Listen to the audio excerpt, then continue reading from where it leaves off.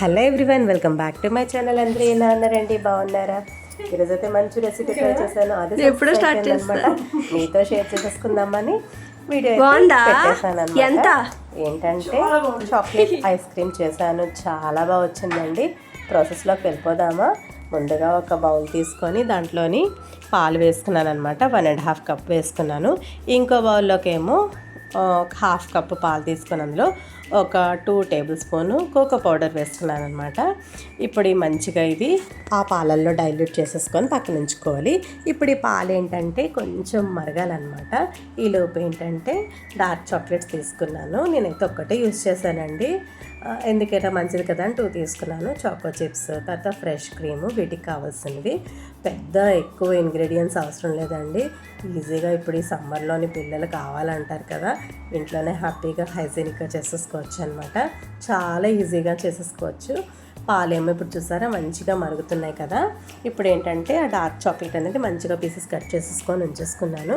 తర్వాత ఏంటంటే పాలు మంచిగా మరుగుతున్నాయి కదండి, షుగర్ కూడా ఎక్కువ వేసుకోక్కర్లేదు. ఇప్పుడు మీకు చూపించాను కదా, 1 స్పూన్ వేసాను అనమాట.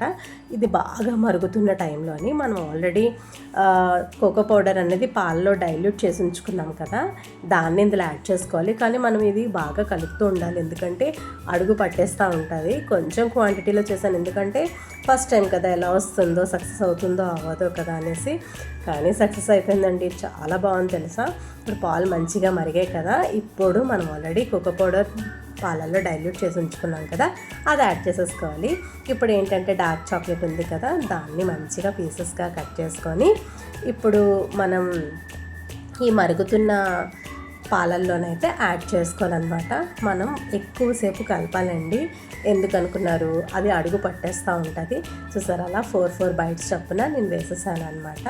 తర్వాత ఏంటంటే ఒక మిక్సీ జార్లోకి మనం ఫ్రెష్ క్రీమ్ తీసుకున్నాం కదా, అదేంటంటే యాక్చువల్గా మన హ్యాండ్ బ్లెండర్తోనైతే చాలా బాగా వస్తుంది, థిక్గా రావాలి. బట్ నాకు దగ్గర లేదు కదా, సో ఉన్న వాటితో అడ్జస్ట్ చేసుకోవచ్చు కదా. సో మిక్సీలోనైతే నేను బ్లెండ్ చేశాను. కొంచెం పల్చగా అయింది, కానీ టెక్స్చర్ అయితే మంచిగా వచ్చిందండి. ఎలా వస్తుందో అనుకున్నాను. ఒక 2-3 టైమ్స్ మంచిగా బ్లెండ్ చేసేసాను. ఒక బౌల్లో తీసేసుకున్నాను ఆ ఫ్రెష్ క్రీమ్ అనేది. చూసారా, ఇలా అయిపోయింది అనమాట. కానీ ప్రాబ్లం ఏం లేదు, సక్సెస్ అయితే అయ్యిందండి. మీరు కూడా ట్రై చేసేసేయండి, చాలా టేస్టీగా వచ్చింది.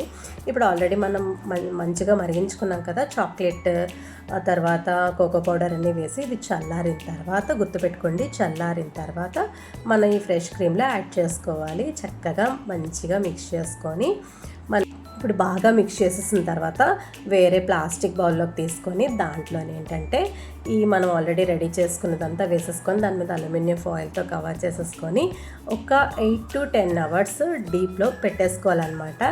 దాని మీద చాకో చిప్స్ యాడ్ చేయాలి. అదైతే కొంచెం క్లిప్ మిస్ అయింది చూసారా, ఎంత టెంప్టింగ్గా వచ్చిందో. చాలా బాగా వచ్చిందండి. మీరు కూడా వెంటనే ట్రై చేయండి. ఎలా వచ్చిందో నాతో కామెంట్ సెక్షన్లో షేర్ చేసుకోండి. చాలా యమ్మీగా టేస్టీగా ఉందండి. Tasting time. ఓకేనా, ఎప్పుడో స్టార్ట్ చేస్తా. బాగుందా? ఎంత? చాలా బాగుంది. ఇక్కడితోనైతే నా వీడియో నేను చేసిన మరో మంచి వ్లాగ్తో మీ ముందుంటాను. నా ఛానల్ కొత్తగా చూస్తే ఇంతవరకు మీరు సబ్స్క్రైబ్ చేయకపోతే వెంటనే సబ్స్క్రైబ్ చేసేసుకొని వెళ్ళిపోండి. వీడియో మొత్తం చూస్తున్నారు కదా, సబ్స్క్రైబ్ చేసేసుకోండి. Bye friends, thank you for watching. See in the next vlog.